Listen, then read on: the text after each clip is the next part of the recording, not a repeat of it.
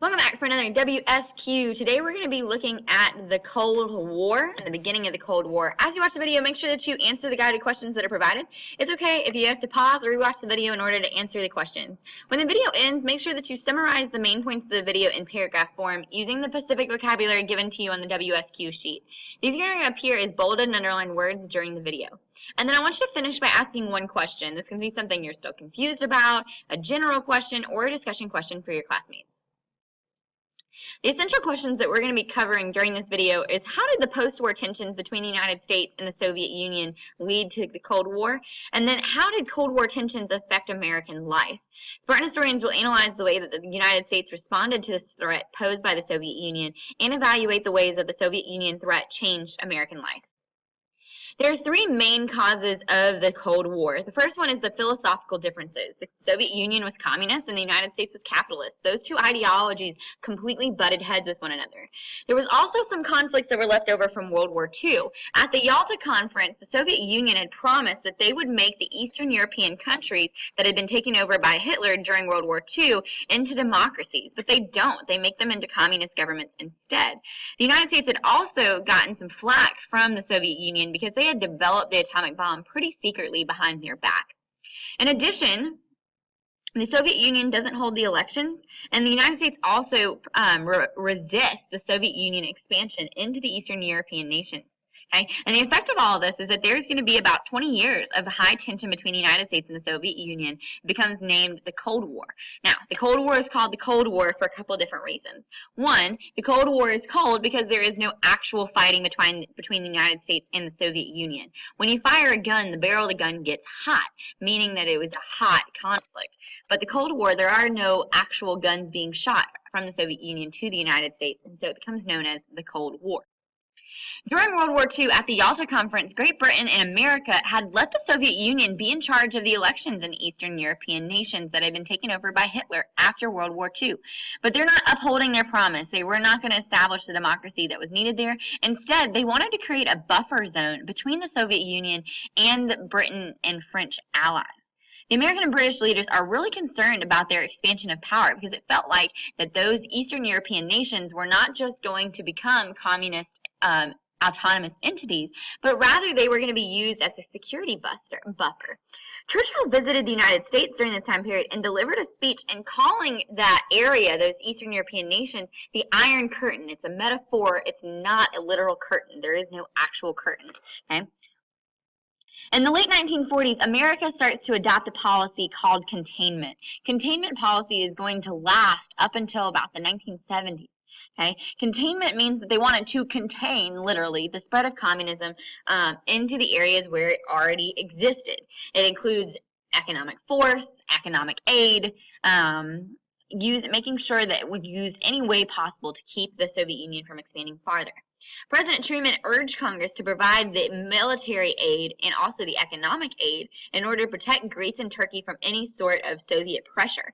The Truman Doctrine was a policy of the United States that supported the free countries who resisted being controlled by outside pressure. Essentially what he was saying was, if you're threatened by the Soviet Union, you can come and ask us for any help.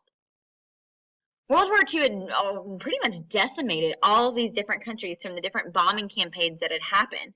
And so in order to help them prevent takeover by the communist governments, the United States realized that one of the ways that they could help was by providing economic aid or money to rebuild. If they were able to rebuild the country before the communists were able to get to them, then they would create a stable democracy in which they could resist the communist influence. The Marshall Plan was passed by the United States that would give $13 billion in aid to the different European countries that needed it. They bought food with it. They provided farm equipment. They rebuilt homes and factories that would allow for the economy to bounce back pretty quickly. After World War II, the Allies had divided Berlin into 4 separate zones occupation, British, French, Soviet, and American. Obviously, the British, the Americans, and the French set up democratic governments that reflected their own governments back in their nations. But the Soviets tried to create a communist government, and they wanted to block all traffic from West Berlin into East Berlin because they feared what kind of influence the democracies might have on their area. The Western leaders began supplying Western Berlin through airlifts into the capital. They called this the Berlin airlifts because they were not going to let the communists or the Soviet Union to threaten them at all. The Western nations continued their airlift campaign for months and months and months until the Soviet Union lifted their blockade of Western Berlin. The conflict with the Soviet Union made other European nations uncomfortable. They felt like they needed an alliance system against the Soviet Union that would protect them from any sort of invasion. The United States and 6 other nations came together to create the North Atlantic Treaty Organization, otherwise known as NATO. Today there's about 26 NATO members. But the NATO is essentially just an alliance between these different countries to help protect them against the Soviet threat. Since the 1930s, which was the previous Red Scare after World War I, House Representatives had a committee called House of Un-American Activities Committee, otherwise known as HUAC. And the whole purpose of this committee was to look into any activities that could be considered treasonous, and communism was one of them. Okay? They wanted to investigate anybody who was associated with these sort of radical groups. The public fear of communism put a lot of pressure on these leaders to deal with the communist threats harshly. So they passed 2 acts to deal with them, the Smith Act and the McCarran Act. The Smith Act essentially was the same as the Alien and Sedition Act that made it a crime to call for the overthrow of the U.S. government or to belong to an organization that said so. It's a little bit different because it defines the treasonous activity. The McCarran Act requires any sort of communist organizations, because they are considered radical, to register with the government and to establish a special board to investigate the organizations and make sure that they're not to be considered threats. American leaders also are worrying about the spread of communism. Again, that containment policy was so necessary. In 1949, American intelligence found out that the Soviet Union had detonated and created their own atomic bomb, which scared the living bejesus out of us because we were really worried that the Soviets were going to use that atomic bomb against us. Within days of learning about that, the U.S. also learned that China had become communist as well. The nationalist government that had previously held control of China was friendly with America and had asked for help for us, but we were too late. Mao Zedong was the new leader of the Communist Party in China, and he had taken over large amounts of northern China and eventually all of China. The main part of this Cold War was the amount of spies that traveled in between the 2 countries. Klaus Fuchs and Ethel Julius Rosenberg were all found guilty of passing information about the atomic bomb from the Americans to the Soviet Union. Both of them are going to be charged and also sentenced to death for the information that they were given.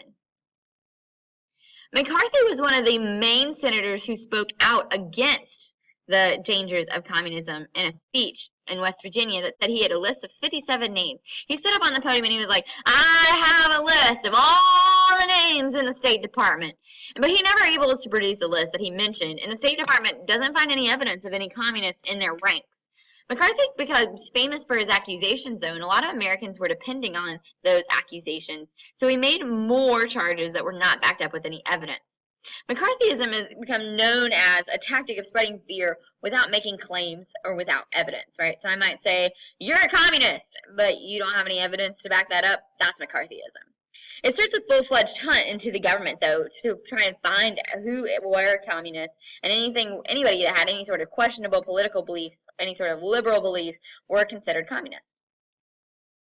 The Cold War overall has 3 parts, and we're going to study each of these. We're going to talk about the space race and the arms race today, and we're going to talk about proxy wars in another video. The proxy wars were wars that were fought on behalf of the United States and the Soviet Union. They're not fought between the Soviet Union and the United States, but rather through indirectly. The 2 countries are never directly involved, but rather fund the war or they provide supplies. Examples of this would be Vietnam or the Korean War. The space race is when the United States and the Soviet Union are in a race to see who could create the most technological advancements possible, and that included a race to outer space. The Soviet Union launched the first satellite, but America had the first man on the moon. The arms race was also kind of a spitting match to see who could spit the farthest or create the most piles of weapons. They wanted to stockpile large amounts of weapons, including atomic bombs, trying to boost the scare factor against the other power. The atomic bombs that the United States had dropped had changed the world. Now the world knew what the power of the atomic bomb was, and that was the future of military weaponry. The United States started building a stockpile of these weapons, making it more and more formidable. The hydrogen bomb is one of these, and is powered by fusing together hydrogen atoms. They also start to use other elements to create these types of bombs. The first H-bomb was so heavy it couldn't even be used against enemies, but also they start to develop intercontinental missiles to help with the scare factor as well. They start creating stockpiles. Eisenhower had decreased the spending on weapons and soldiers, but increased spending on, nuclear weapons, trying to protect America from its enemies. No longer would we need a large standing army in order to protect us.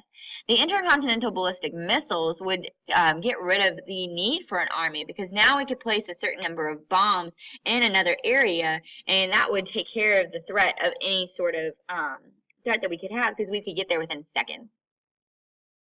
The Soviet Union lacked a lot of the number of weapons, but it did have a lot of space technology. The Soviet Union launched the first ever satellite named Sputnik, and a month later they launched Sputnik 2 that carried the first live animal into space. Americans feared that if the Soviet Union was to get into space, they might start attacking us from space. And we also didn't want them to have the technology that they might need to have better weapons than we did. And so Congress established the National Aeronautics and Space Administration, otherwise known as NASA, to launch a satellite of its own and eventually put a man on the moon by 1969. The Truman administration also has to start reacting to the threat of nuclear war. Now that people know that nuclear warfare is a thing, they're really nervous that there might be some sort of nuclear bombing and nuclear weaponry created that will be used against them. And so the Truman administration created the Civil Defense Administration that would educate people and also prepare them if we, in case of had any sort of nuclear attack. They created videos like the duck and cover video for children and air raid sirens, and also housewives, to be prepared for any sort of nuclear attack.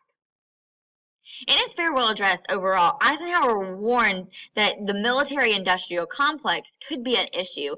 Essentially, he was like, be wary of creating our economy completely based on weaponry and also preparing for battle. Make sure that as you watch the videos that you answer the guided questions that were provided. It's okay if you need to pause or rewatch the video in order to answer the guided questions.